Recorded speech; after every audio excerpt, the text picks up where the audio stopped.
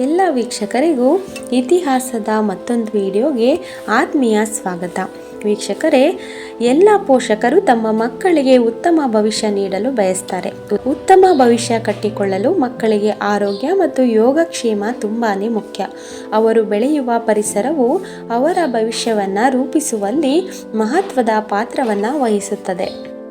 ಮನೆಯಲ್ಲಿ ಮಕ್ಕಳ ಆರೋಗ್ಯ ಹಾಗೂ ಅವರ ವಿದ್ಯಾಭ್ಯಾಸ ಚೆನ್ನಾಗಿರಬೇಕಾದರೆ ವಾಸ್ತುಶಾಸ್ತ್ರ ಕೆಲ ಸಲಹೆಗಳನ್ನು ನೀಡುತ್ತೆ. ಹಾಗಾದರೆ ವಾಸ್ತುಶಾಸ್ತ್ರದ ಪ್ರಕಾರ ನಿಮ್ಮ ಮಕ್ಕಳಿಗೆ ಮನೆಯಲ್ಲಿ ಉತ್ತಮ ವಾತಾವರಣವನ್ನು ಒದಗಿಸುವುದು ಹೇಗೆ ಎಂಬುದನ್ನು ಇಂದಿನ ವಿಡಿಯೋದಲ್ಲಿ ನಾವು ತಿಳಿಯುತ್ತಾ ಹೋಗೋಣ. ವೀಕ್ಷಕರೇ, ಮೊದಲನೆಯದಾಗಿ ಮಗುವಿನ ಕೋಣೆಯ ದಿಕ್ಕು. ವಾಸ್ತುಶಾಸ್ತ್ರದ ಪ್ರಕಾರ ನಿಮ್ಮ ಮಗುವಿನ ಕೋಣೆಯ ದಿಕ್ಕು ಮುಖ್ಯವಾಗಿದೆ. ಮಗುವಿನ ಕೋಣೆಗೆ ಸೂಕ್ತವಾದ ದಿಕ್ಕು ಪೂರ್ವ, ಉತ್ತರ ಅಥವಾ ಈಶಾನ್ಯವಾಗಿದೆ. ಈ ನಿರ್ದೇಶನಗಳು ಮಗುವಿನ ಭೌತಿಕ ಮತ್ತು ದೈಹಿಕ ಬೆಳವಣಿಗೆಯನ್ನು ಸುಧಾರಿಸುತ್ತದೆ. ಮಗುವಿನ ಕೋಣೆಯನ್ನು ದಕ್ಷಿಣ ಅಥವಾ ನೈಋತ್ಯದಲ್ಲಿ ಇರುವುದನ್ನು ತಪ್ಪಿಸಬೇಕು, ಏಕೆಂದರೆ ಈ ದಿಕ್ಕುಗಳು ಆರೋಗ್ಯ ಸಮಸ್ಯೆಗಳಿಗೆ ಕಾರಣವಾಗಬಹುದು. ಇನ್ನು ಮಗುವಿನ ಕೋಣೆಯಲ್ಲಿ ಹಾಸಿಗೆಯನ್ನು ಇಡುವಾಗ ಮಗು ಪೂರ್ವ ಅಥವಾ ದಕ್ಷಿಣಕ್ಕೆ ಮುಖ ಮಾಡುವಂತೆ ನೋಡಿಕೊಳ್ಳಿ. ಇದು ಉತ್ತಮ ಏಕಾಗ್ರತೆ ಮತ್ತು ಒಟ್ಟಾರೆ ಮಗುವಿನ ಯೋಗಕ್ಷೇಮವನ್ನು ಉತ್ತೇಜಿಸುತ್ತದೆ. ಮಗುವಿನ ತಲೆಯನ್ನು ಉತ್ತರದ ಕಡೆಗೆ ಇಟ್ಟು ಮಲಗುವುದನ್ನು ತಪ್ಪಿಸಬೇಕು, ಏಕೆಂದರೆ ಅದು ಅಶುಭವೆಂದು ಪರಿಗಣಿಸಲಾಗಿದೆ. ಹಾಗೆ ವೀಕ್ಷಕರೇ, ಮಗುವಿನ ಕೋಣೆಗೆ ಮೃದುವಾದ ಮತ್ತು ಗಾಢವಾದ ಬಣ್ಣಗಳಿರುವುದು ಉತ್ತಮ.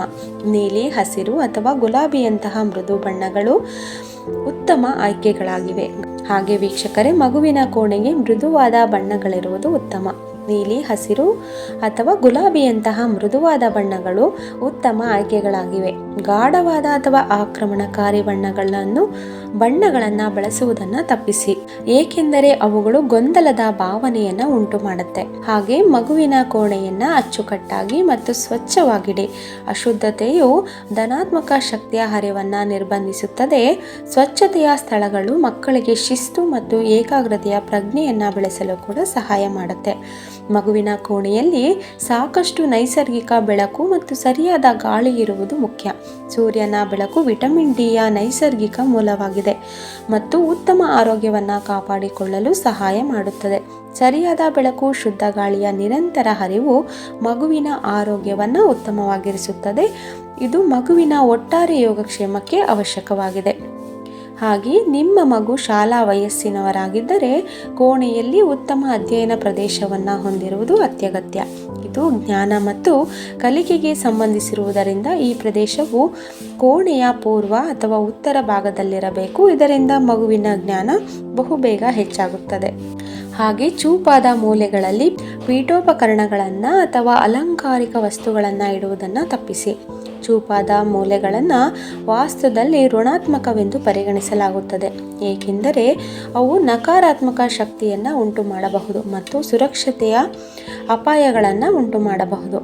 ಹಾಗೆ ಮಗುವಿನ ಕೋಣೆಯಲ್ಲಿ ಸಸ್ಯಗಳನ್ನು ಇರಿಸುವುದರಿಂದ ಗಾಳಿಯ ಗುಣಮಟ್ಟವನ್ನು ಸುಧಾರಿಸಬಹುದು ಮತ್ತು ಉಲ್ಲಾಸಕರ ವಾತಾವರಣವನ್ನು ರಚಿಸಬಹುದು. ಆದಾಗ್ಯೂ ಮುಳ್ಳು ಅಥವಾ ಕಳ್ಳಿ ಗಿಡಗಳನ್ನು ಇಡುವುದನ್ನು ದಯವಿಟ್ಟು ತಪ್ಪಿಸಿ, ಏಕೆಂದರೆ ಅದು ನಕಾರಾತ್ಮಕತೆಯನ್ನು ತರುತ್ತೆ. ಹಾಗೆ ಮಗುವಿನ ಕೋಣೆಯಲ್ಲಿ ಕನ್ನಡಿಗಳನ್ನು ಇಡುವುದನ್ನು ತಪ್ಪಿಸಬೇಕು. ವಿಶೇಷವಾಗಿ ಮಗುವಿನ ಮಲಗುವ ಪ್ರದೇಶವನ್ನು ಪ್ರತಿಬಿಂಬಿಸುವಂತೆ ಕನ್ನಡಿಯನ್ನು ಇಡಬೇಡಿ. ಇದು ಮಗುವಿನ ನಿದ್ರೆಗೆ ಅಡ್ಡಿಪಡಿಸುತ್ತದೆ ಮತ್ತು ಚಡಪಡಿಕೆಯನ್ನು ಕೂಡ ಉಂಟು ಮಾಡುತ್ತೆ.